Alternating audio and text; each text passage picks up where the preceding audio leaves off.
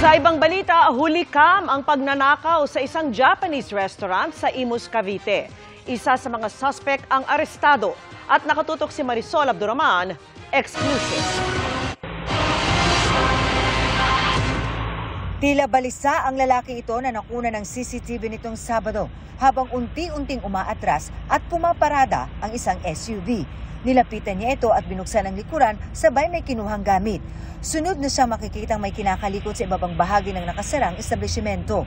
Binubuksan na raw pala niya ang Japanese restaurant sa Aguinaldo Highway. Ginamitan nila ng bolt cutter, roll-up bar.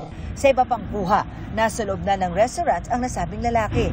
Nilimas niya ang kita ng resto na nasa kaha at kumuha pa ng ibang gamit.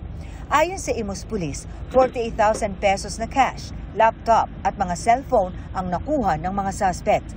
Sa tulong ng CCTV, natukoy at naaresto ang driver ng SUV nitong Lunes sa Maynila. Kinilala siyang si Jesus Renegado. Pinag-drive lang po ako mo. Sana po bahala mo, bumuli siya. Kwento nung driver, pumunta sila doon, dire-diretso sila.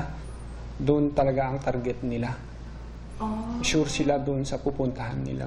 Sa tingin ng Imus Police, posibleng may kakuntsaba pang ibang mga suspect. Paano siya nagkaroon ng idea na ganun ang makukuha niya or may expect niya na makukuha doon sa establishment. Tinitingnan namin kung may magkakuntsaba siya, may nakakwentuhan siya, or siya mismo ang nag-casing. Sinubukan namin kunin ang pahayag na may-ari ng kainan pero tumanggi siya. Kilala na ng Imus Police ang isa pang suspect na nakuhanan mismo sa CCTV na pumasok sa restaurant. Patuloy siyang pinaghanap ng mga otoridad. Para sa GMA Integrated News, Marisol Abduraman, nakatutok 24 oras.